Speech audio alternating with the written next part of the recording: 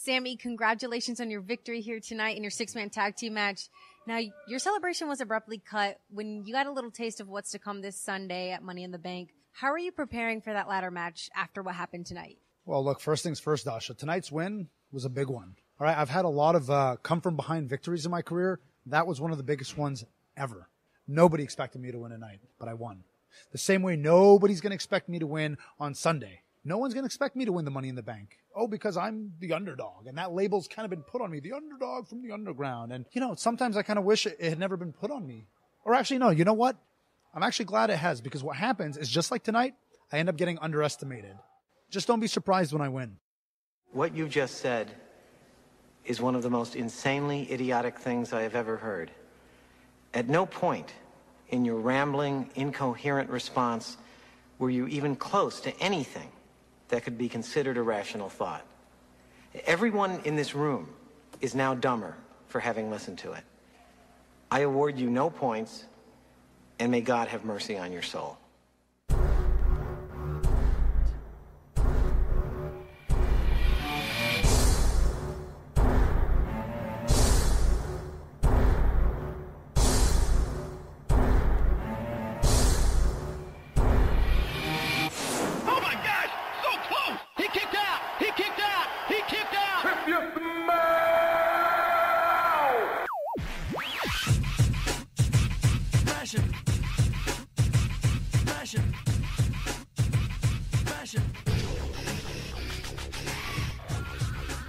Welcome to the Full Nelson Press Podcast, episode 68, predicting Money in the Bank 2017. I am the creator of the FullNelsonPress.com. My name is Brandon Kirkpatrick. You can find me on Twitter at JohnnyJonny_Tango. I'm here with the man responsible for bringing back the Xbox Duke controller, Mr. Peter O'Brien. You can find him on Twitter at MVP360. And of course, you can follow the Full Nelson Press on Twitter at TFNP. Pete, are you ready for Money in the Bank, or at least to predict it? Can I just say that I am so glad I'm bringing back the worst controller in Xbox gaming history. Like, could it be up there with one of the worst controllers ever made? It's like grabbing the worst hamburger. It's so sloppy. You're like, I don't know what to do with it. We've been talking every day this week because E3 was this week. And we're best friends. We're best friends. But we have not talked about wrestling at all this week, so that's kind of weird. I know. We've been talking games. Let's talk wrestling. All right. Money in the Bank. First of all, we need a new rule for Money in the Bank because the pay-per-view's on Sunday. So I think the new rule should be you're not allowed to cash in until 8 o'clock the following morning because that's when banks open. Oh, I get it. I get it. We bring the great jokes here. We're on fire. All right, so let's get into the kickoff show, which there's only one match that I'm predicting that's going to be here because there's not a lot of matches tonight. First match is going to be Breezango versus the Shining Stars in a tag team match. Who's winning this, Pete? Oh, it better be the Fashion Police. It has to be the Fashion Police. They're too hot right now. They're too good. They are one of the best things on SmackDown right now. You have to. You have to make them win because I forgot the Shining Stars were on SmackDown. Are they known as the Shining Stars now? I thought they changed their name. I think they're the Colognes. Forgettables. They need to bring back Carlito. I think putting Carlito with these two would be awesome. I was gonna say the generic Carlitos. Why don't you just give them some fruit and have them spit in people's faces? I'd be completely cool with that. Do you see Vince being like, all right, guys, listen, I got one more gimmick we're going to try with you guys. Your name is Carr, and your name is Lito. Vince can't fit that into his schedule right now. He's too busy trying to figure out a way to get Roman Reigns into that Conor McGregor Mayweather fight. Like, he can't. He doesn't know what to do right now. He doesn't know what to do. All right. So I agree. Breezango, I think, is one of the hottest things on SmackDown right now. It's insulting that they have to be on the kickoff show. But oh well. Let's go on to one of the first matches of the night, which is going to be the SmackDown Tag Team title match. The Usos defend their titles against the New Day. I am genuinely excited about this because either one could be the winner in this, really. I don't think they're going to give it to the New Day. I'm sorry. Like, I know that Usos get a lot of hate for, facing the paint and making moves with paint. Well, since they changed that, though. Since they went to their hardcore, selves, I dig them. Mm-hmm. Like, I like it. I know they're almost doing, the same moves and stuff, but they're more aggressive, I think. I think them being more aggressive really changes like their move style, and then also like I enjoy their promos. I generally look forward to SmackDown getting able to watch like some of the awesome promos that they've been being able to do lately. I'd be fine if New Day won. I could, but it was nice to get a break from New Day. We needed it. Like New Day was getting a little too crazy. But the thing with New Day is they're almost too much. They're almost like back off like a little bit, you know? That's their thing. That's the thing. That's why I like the Fashion Police so much more. They're funnier. They do their little dun-dun fashion shit, and it's better. It's a better like enjoyment for my TV watching. Whereas the New Day, I'm like, oh my God, how long is it going to take for you to get to the ring? How long are you guys going to talk? Because they do a lot of like they'll hold the mic and be like, hey, WWE Tag Team Champions. Breezango and them are like, he looks ugly. He Yeah, does. well, there's a different energy, I think. Like, Breezango and Tyler Breeze bring, like, because, like, when they talk back and forth, you'll just barely hear what they're saying, and sometimes it's, like, really gold. Like, there was one promo they did where they, like, smelled Sami Zayn's underwear in a Ziploc baggie, and he goes, oh, and Tyler Breeze is like, don't do that. I feel like every time those guys get big, if they need to get big, and every time they win, they need to hand a ticket for someone being ugly. Right. Like, it may be kind of taken from Cody Rhodes' like gimmick with the paper bags, which I also thought was awesome. Handing out tickets like, dude, that guy's hideous. You know, you'd be out of tickets after the entryway. There's a lot of ugly people. And number one, I would kick out stupid Brock Lesnar guy. You know you're gonna see him. Leave him alone. Brock Lesnar guy. Leave him alone. Shut up. This guy, after I saw him at Monday Night Raw, I hate this guy. Hate him. Yeah, like, people know me. I'm actually, like, really popular. He said that in a restaurant. And I looked at him, I'm like, you just bumped, and you look like the biggest tool ever. You look like you've never seen a naked woman. Get off my screen. Well, that's the thing with, like, Sign Guy and Green Shirt Guy and Brock Lesnar Guy. The only reason they're famous... Undertaker guy's different. He was like a one-shot thing. But the other three guys, the only reason they're famous is because you bought every fucking ticket. You know? Like, we're seeing you. You're paying to be on television. No one's paying to see you. Yeah, it's ridiculous. It ticks me off how they keep... I think WWE is starting to pick up on it because they don't like them. All right, so let's move on to another match here. We have the Women's Money in the Bank ladder match. This includes Charlotte Flair, Becky Lynch, Natalya, Carmella, and Tamina Snuka. Wow, man, this is awesome. This is so much fun. This has been such a great build. I'm already going to say I've been really enjoying SmackDown these last couple weeks. So, and these 6 women, it's great. I can't wait. I honestly think that we see Charlotte win it. Really? Yeah. I do. Okay. She's so good.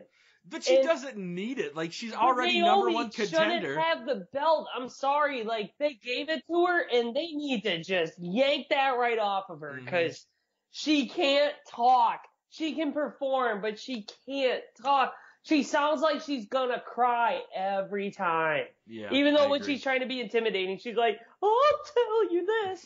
Where you got Charlotte who can talk, Becky who can talk. Your biggest heel on SmackDown right now is Carmella. I wish Carmella would be on Raw, or at least have Cass with her. And then have that tandem. Have them be a tandem, because she can perform and talk. Cass can perform and kind of talk. And then it looks like they're doing the whole Enzo thing. So if you switch those two over to SmackDown and have them kind of run it, you got Vince with his big guy. You got Carmella, who's got the look and the talk. I'd take Carmella. She could win it. That's my prediction, is Carmella. She has the best character right now. Becky Lynch, it doesn't work. Charlotte, she's too overpowered. Tamina and Natalya, come on. But Carmella, it makes the most sense. She is the weasel heel of the blue brand right now. And for her, she could keep that for a whole year if she wants. She can do so many different fake out cash-ins with that. She is the best person, I think, for that Money in the Bank briefcase. Yeah, I think she would be great. Get rid of Ellsworth. Why is he exactly? Still around? And that's what I'm talking about. Like, as soon as she gets the briefcase, either one, smack Ellsworth in the face with it, or get rid of him. She'd be like, "I'm too good for you," and it's like, "You are." That dude looks like a mutant. Oh my God, I'm so mean. I am so mean. I'm sorry. I'm not the best looking guy either. Look at my animation on this video. It's mediocre. I drew that. Well, you know what? You could have drew me better. Ouch. All right, let's move on to the men's Money in the Bank ladder match. This is AJ Styles, Kevin Owens, Shinsuke Nakamura, Dolph Ziggler, Sami Zayn, and Baron Corbin. This is going to be nuts. Yes. And folks, I know we got our millions of listeners. When was the last time you actually heard me get this hyped up for a pay-per-view? Like, right? Seriously. Ever. I am jacked. I am pumped for the women's Money in the Bank. So we're both with Carmella? Did we? Yeah, Carmella for sure. She makes the most sense. Because I think they would do a Becky Lynch-Charlotte rivalry. I think that's going to happen. Right, but none of that needs the briefcase. She can just twiddle her thumbs with that case for the next year, and it's fine that way. So that would work. On to the men's. You got Nakamura, Owens, Ziggler, right. Who's probably out. He's probably out. I hate to say it, but Ziggler's probably out. And then I could see all of them winning it. Except for Sami Zayn. I could see Sami Zayn winning it too. No. You're such a hater. Shut up. Shut Sami your mouth. Zayn, no. God. Another thing is in the background of one of the Fashion Police promos, there's a picture of Sami Zayn. It just says generic on it and then says needs mask. Right?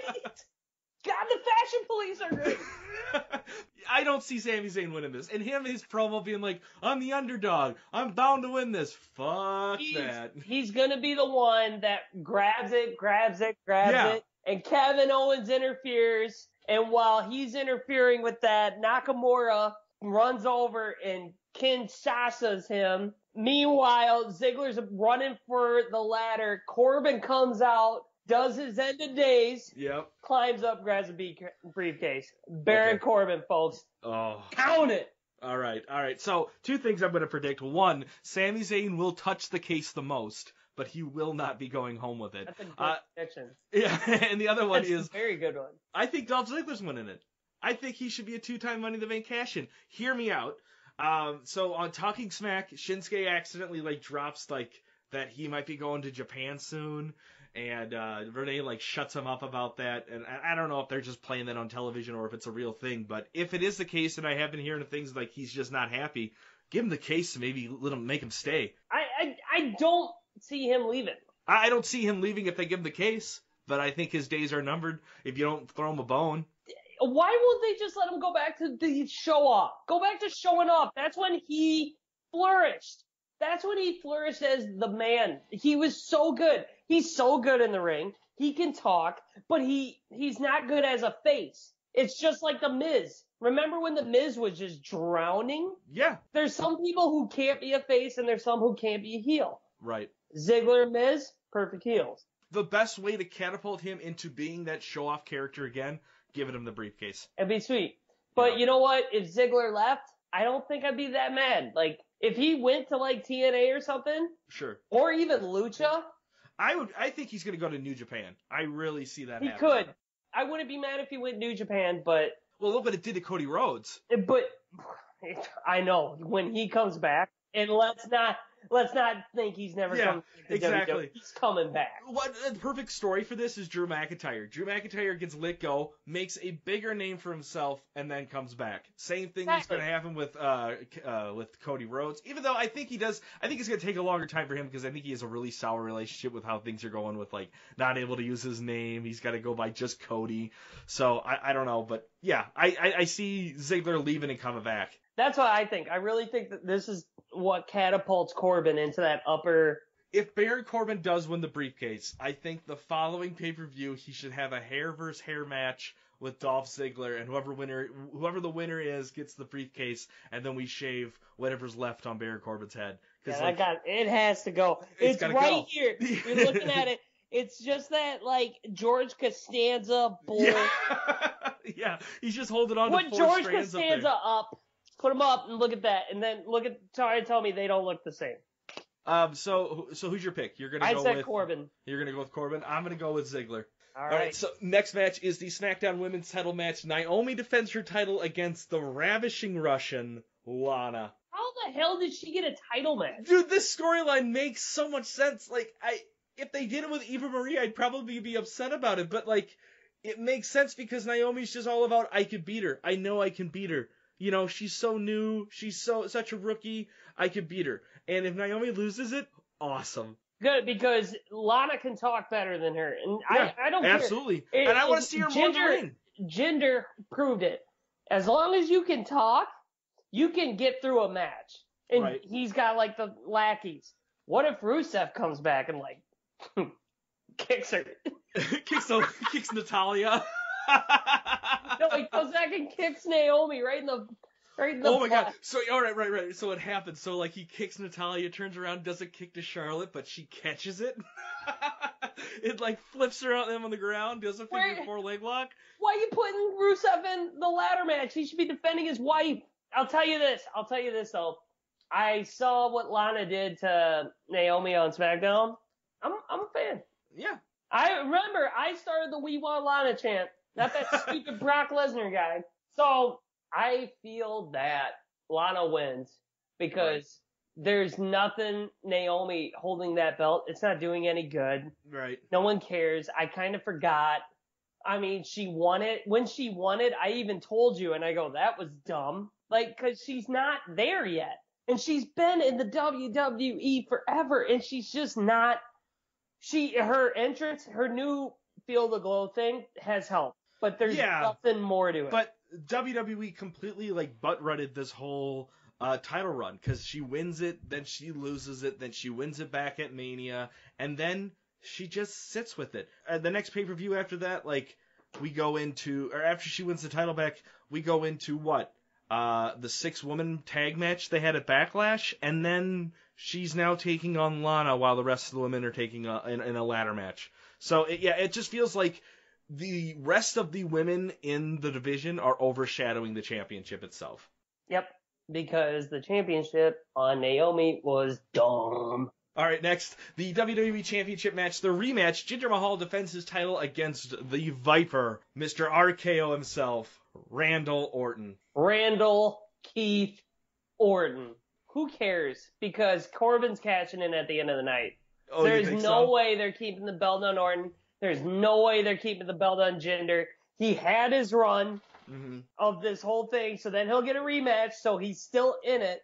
But this shows that he can kind of be a main event player, but I don't think WWE is fully behind it.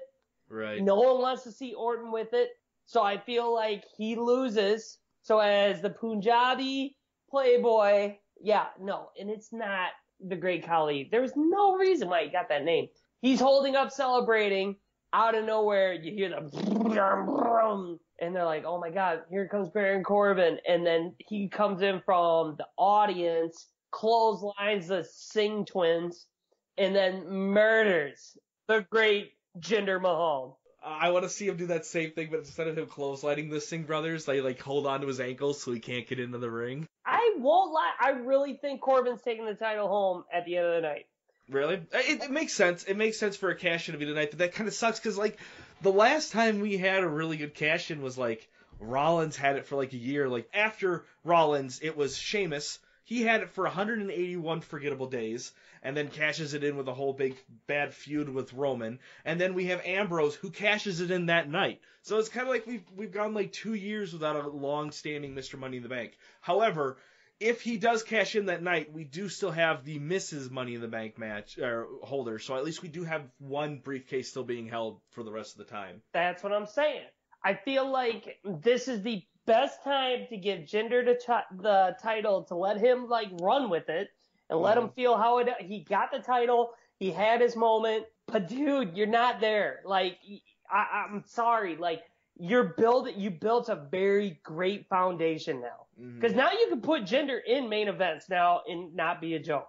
Well, it also would set up, like, let's say at the following pay-per-view then, it's going to be a triple threat match between Randy Orton, Baron Corbin, and Jinder Mahal. I would watch that. I would watch it too, because I feel like triple threats, fatal 4-ways, famous 5-ways. I don't know what's the 5 one. I think it's still just fatal 5. You know, those matches are way more entertaining than just one-on-one. Exactly. And especially because, like, Jinder Mahal may not be the most talented in there, but he has the Singh brothers to kind of help him if it's a no disqualification match. So I think it would throw like a loop through everybody if they did that. That's what I'm predicting. Do you think you would cash in? I see a cash in tonight. I see Ziggler cashing in instead, because they could do the same thing with him and bring him back into the main event. Hell, they could then just add Corbin just for shits and make it a fatal 4-way match. What if they bring back the Ziggler-Lana thing?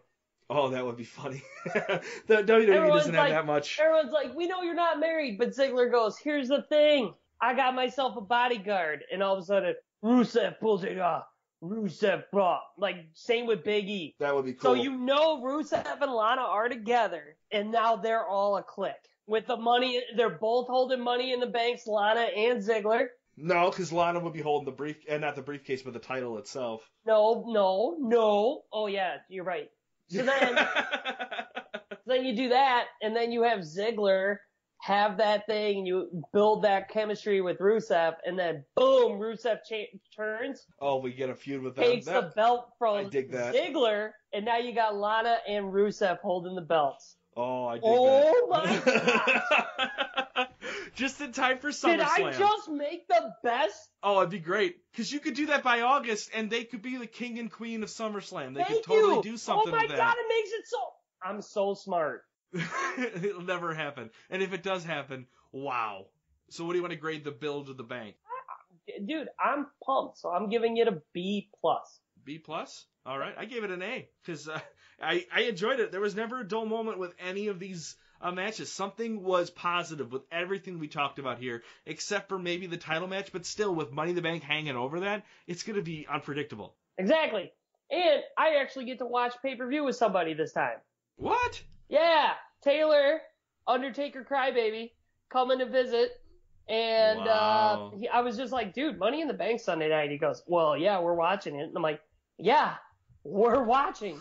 So slumber party. Hey-oh, we're going to get our sleeping bags and our onesies. Well, who is your dud of the night? All right, so I'm going to have to go with, and I hate doing it, but Breezango, because they should be in the card. They are a good tag team. The whole frickin' putting them in the pre-show is stupid. Mm-hmm. They're too good. I'm going to go with Naomi, because she's just everyone else is just so much more talented than her on the roster right now. It's ridiculous. Is it weird that I knew you were going to say that? That's why I went with Breezango. Oh, that's funny. Because we know each other. That's true. BFFs. Wish I could come to a slumber party. Nope, you're not invited. Don't ever come to my house. Dick move. I'll have Simon bite you.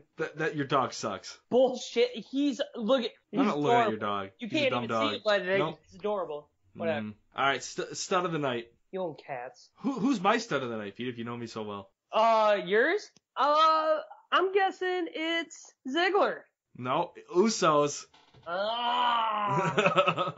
Yeah, they hyped up that tag match. Like, I'm sorry, like, there's a reason why they got the belts put back on him.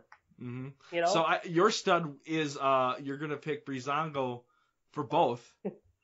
I can't. I'm going Corbin.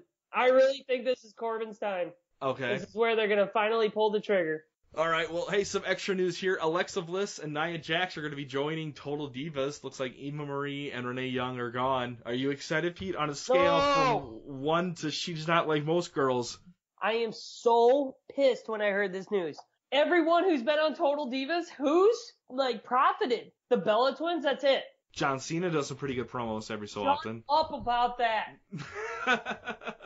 But I'm just saying, like, those women on there don't do good. It ruins their career. Now, you have Naomi, or I'm sorry, Nia and Alexa Bliss, who are kind of friends, but they're kind of feuding.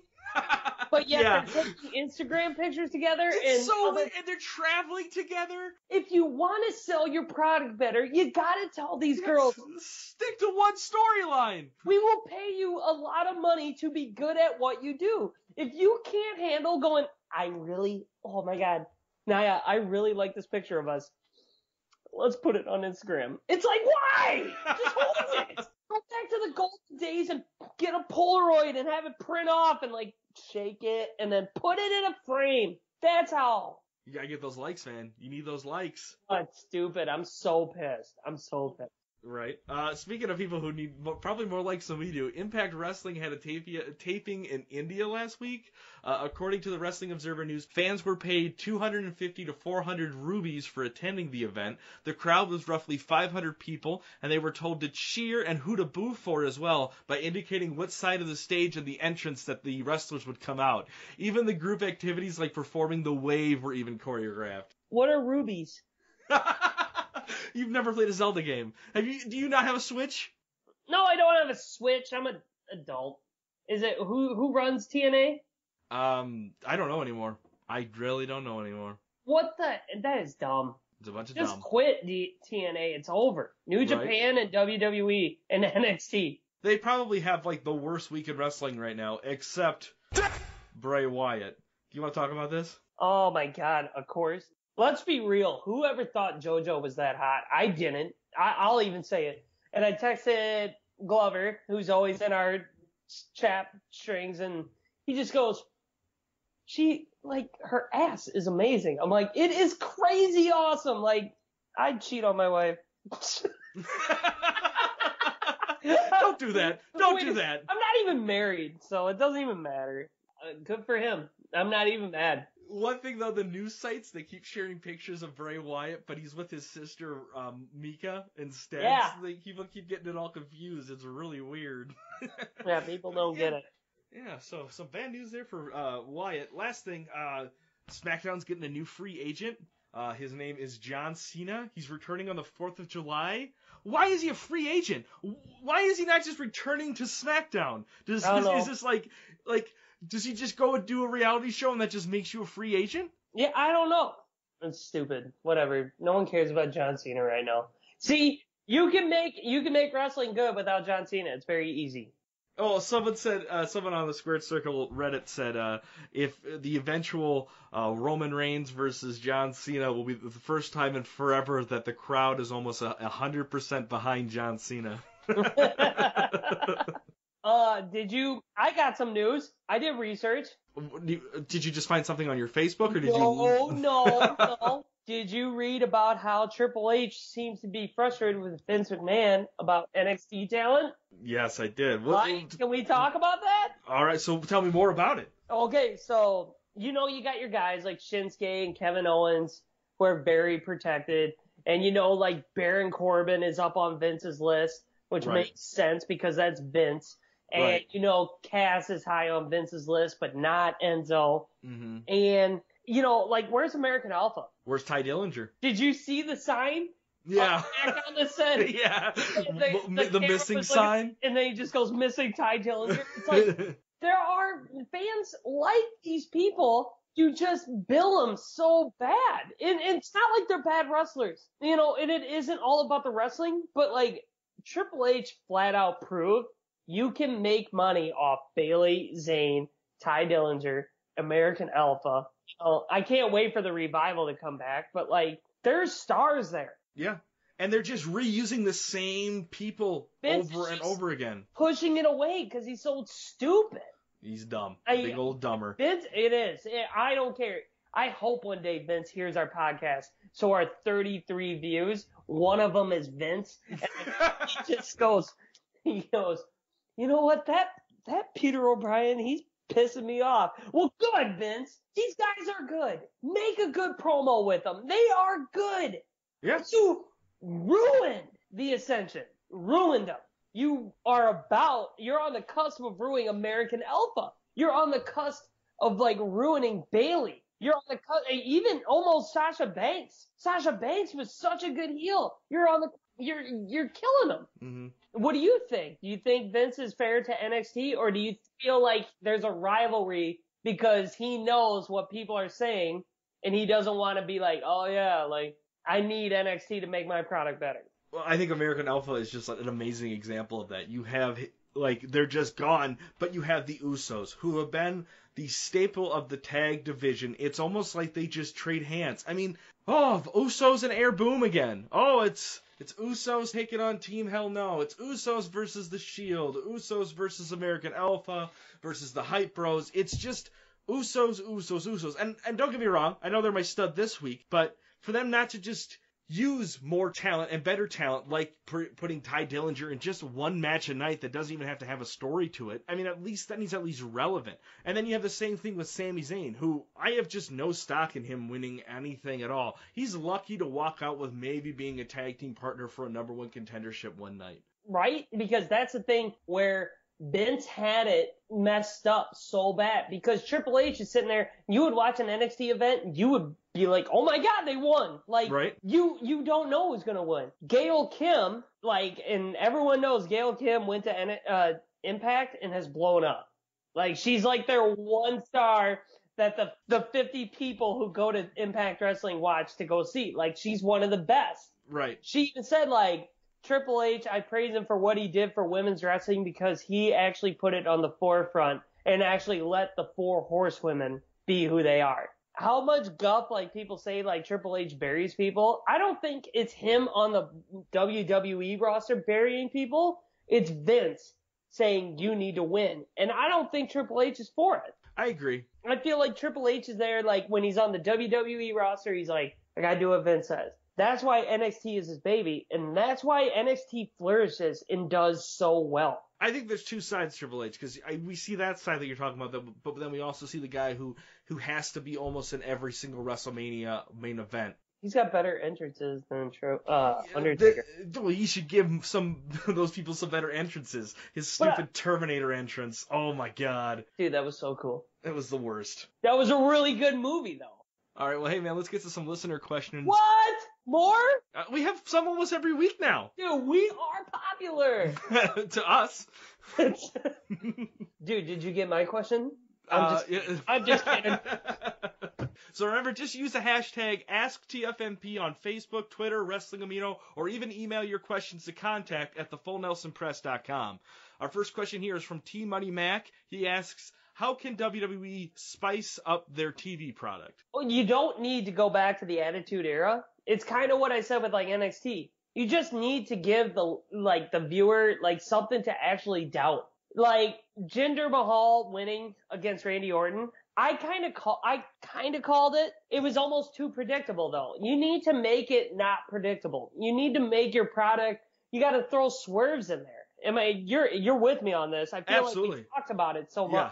Well, the biggest thing I think is, and we just talked about it with you have WWE officials upset with Lana and Rusev sharing off their engagement. But whenever you have a wrestler returning, you announce it weeks ahead of time in hopes that gets you more people in. But if you stop telling people and people start being like, what's the surprise on Raw tonight? You're going to get a better and bigger and happier audience who's going to show up and be like, what's tonight's surprise? Telling us John Cena's coming up on the 4th of July, fine. But wouldn't it have been awesome if we didn't know about it and then on the 4th of July he just shows up and they do a really cool promo with him out of nowhere? Brock Lesnar and Samoa Joe have a scuff in the parking lot before Raw starts up, and we didn't even know either of them was going to be on the show that night. That's what gets the audience coming up and being like, that's, as a kid, I enjoyed was, what's the big thing going on? When's Stone Cold coming back out? What's the big return tonight? That's what I'm saying. It's you need a surprise. If you want a big star, say, hey, this episode of Raw, it will not disappoint. We have something large in store for people. Whether it sucks or it doesn't, people will tune in. Right. So surprise us. Goldberg coming back, why announce that? Why wouldn't you just have someone in there saying, nobody can touch me? Goldberg shows up. Does every pure wrestling fan remembers back in the day where WWE surprised us. My favorite was when we had the countdown and Chris Jericho showed up on Raw. Exactly. I lost my shit. I was like, this is the best ever. And there was a reason why I was tuning in. You know why you do that too? Then people will start tuning in more because they're like, I wonder what they're going to do this week. Do surprises. Stop rehashtag. I said rehashtag. Stop rehashing the same matches. I don't want to watch Cesaro and the Hardy Boys again. It's boring. You have the tag teams. Let them fight. Let them try it. The tag team, whoever the title holders are in any division, doesn't need to be the main focus that week. You could have something else going on. Having a bunch of women wrestle to be the number one contender for the following pay-per-view. You know, you have so many different things that you could just... And WWE has this problem where they're like, well, we're using too many storylines, but sometimes there's just elements in some stories that like race to the title and the contendership. Some of that stuff just written slightly different and adding just some small different elements here and there with different wrestlers could just change so much. Based off of a wrestler's gimmick, completely changes how a storyline could be. That's what we're saying, WWE. Surprise us. That's what would make your product better. You don't need to have the girls be sluts because NXT just proved it. People will tune in if you build a good story with women because they can wrestle. Now, did you hear the whole thing about a possible romance storyline they're going to do with Bayley and Corey Graves on Raw? You can see my face. We're doing this over video, folks. He can look at my face and he can tell I am just fit. He just walked off. Everybody. Goodbye, Pete. He's back. I'll come back. We got more questions, so I'll stay. That is dumb! It is dumb. Very dumb. We'll see if it actually turns out. Next question here. Squid asks, if you had to book an epic match to main event an interpromotional event with any other company, who would be in that match and why? So, like, someone from another company you'd like to wrestle somebody in the WWE.